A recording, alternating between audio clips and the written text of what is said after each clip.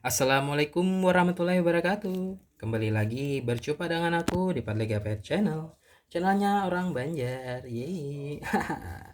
Guys ya, hari ini adalah hari Sabtu tanggal 15 Juli tahun 2023. Seperti biasa, aku mau bikin konten terbaru buat kalian semua, para penggemar aku di Padlega Pet Channel. Tapi sebelumnya aku minta tolong dulu sama kalian untuk please subscribe, comment, like, and share ya guys. Please banget ya. Karena satu subscribe dari kalian sambat banget untuk perkembangan dan kemajuan channel aku. Agar channel aku semakin harinya semakin sukses, viral, terkenal, tidak hanya di Indonesia maupun seluruh dunia. Semua itu berkat bantuan kalian ya, berkat bantuan kalian yang sudah subscribe. Buruan tonton videonya karena sudah terupload tuh. Dan yang belum subscribe sekarang, aku tunggu kebaikan kalian, aku tunggu kebaikan kalian. Oke, terima kasih. Jadi guys, ini ada ya salah satu subscriber aku ya yang berkomentar di akun YouTube aku ya guys terkait permasalahan yang dialaminya, terutama kucing peliharaannya di rumah ya guys. Seperti ini ya. Kakak, aku miliki beberapa kucing di rumah ya. Terus kucing aku juga beberapa diantaranya sehat dan juga ada beberapa diantaranya sakit ya. Lalu aku juga khawatir terkait kucing yang sakit tersebut. Nah, kira-kira kucing yang sakit itu apakah bisa menularkan penyakitnya kepada kita sebagai manusia? Apa saja itu? Alasannya apa? Penyebabnya apa? Dan cara pengobatannya bagaimana? Mohon jawabannya, Kak. Terima kasih. Oke, ya baiklah, pertanyaan ini sangat bagus dan aku akan berusaha membantu menjawab pertanyaan dari kakak ini ya guys. Nah, ternyata ini ada 5 penyakit yang ditularkan kucing pada manusia. Apa saja kah itu? Nah, ini ya.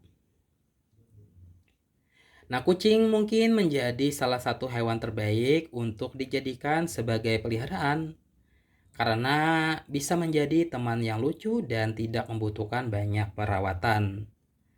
Kendati demikian, ya para ahli itu memperingatkan ya, terlalu sering memeluk atau berdekatan dengan kucing ini bisa menimbulkan konsekuensi yang kurang menyenangkan. Faktanya ya, Pusat Pengendalian dan Pencegahan Penyakit atau CDC ya, kucing dapat menyebarkan berbagai macam penyakit. Seringkali disebarkan atau ditularkan kepada kita terjadi tanpa menunjukkan infeksi. Setidaknya ada 5 penyakit umum yang dapat ditularkan dari kucing kepada manusia. Oke, yang pertama ini ada cat stretch disease. Jadi maksudnya begini ya. Kucing dapat terinfeksi penyakit cakaran kucing atau cat stretch disease melalui paparan kutu dan caplak. Kemungkinan kemudian menularkannya dengan menggigit, mencakar, dan menjilat. CDC memperkirakan ya terpapar hingga setengah dari semua kucing terpapar cat stretch disease selama masa hidupnya. Tetapi hanya sebagian kecil kucing yang terinfeksi yang akan menunjukkan gejala. Nah, gejala-gejala tersebut dapat berupa muntah, pembengkakan kelenjar getah bening, kelelahan, dan kehilangan nafsu makan. Nah, manusia yang tertular cat stretch disease ini dari hewan peliharaan mungkin akan melihat adanya lecet atau benjolan di tempat cakaran atau gigitan kucing. CDC ini mengatakan ya gejala lainnya dapat berupa pembengkakan gejala kelenjar getah bening, demam, infeksi mata, nyeri otot, dan banyak lagi. Yang kedua ini parasit ya. Semua itu dapat mudah ditularkan kepada pemiliknya melalui kontak langsung atau melalui kontak dengan kotorannya saat mengganti kotak kotoran. Nah, gejala itu bervariasi pada manusia tergantung pada jenis parasitnya. Gejala yang mungkin timbul antara lain garis merah berlekuk-lekuk di bawah kulit atau cacing tambang dan ruam gatal berbentuk cincin atau kurap. Bisa pula dengan terlihatnya segmen-segmen parasit di dalam tinja atau cacing pita atau gejala-gejala yang mempengaruhi mata dan organ tubuh atau cacing gelang. Nah, cara terbaik untuk melindungi diri dari parasit ini adalah ya dengan membawa kucing ke dokter hewan secara teratur dan untuk pemeriksaannya. Bisa pula dengan mencuci tangan setelah membelai atau bermain dengan kucing dan membatasi paparan terhadap kotak kotoran kucing. CDC juga merekomendasikan untuk mendisinfeksi lantai rumah secara teratur dan tidak berjalan tanpa alas kaki di dalam rumah. Oke, yang ketiga itu MRSA. Nah, apa sih MRSA itu, guys ya?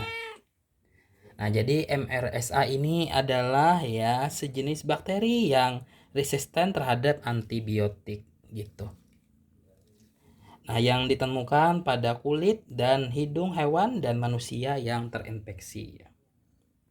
Nah, kita bisa tertular MRSA dari kucing saat mengelusnya.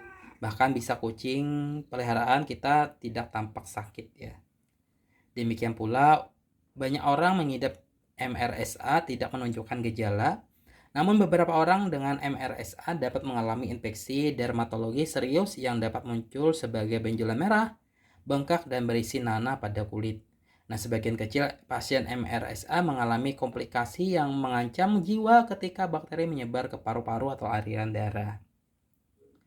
Yang keempat, salmonella. Jadi ya, infeksi salmonella paling sering menyebar melalui makanan yang terkontaminasi.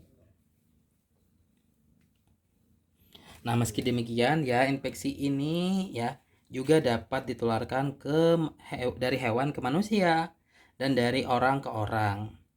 Kucing dapat terinfeksi jika mengkonsumsi makanan yang mentah ya.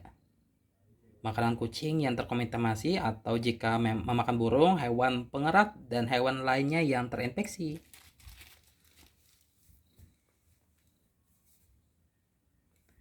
Nah, meskipun kucing biasanya tidak menunjukkan gejala keracunan salmonella, kita mungkin akan merasakan gejala pencernaan yang tidak menyenangkan jika terinfeksi.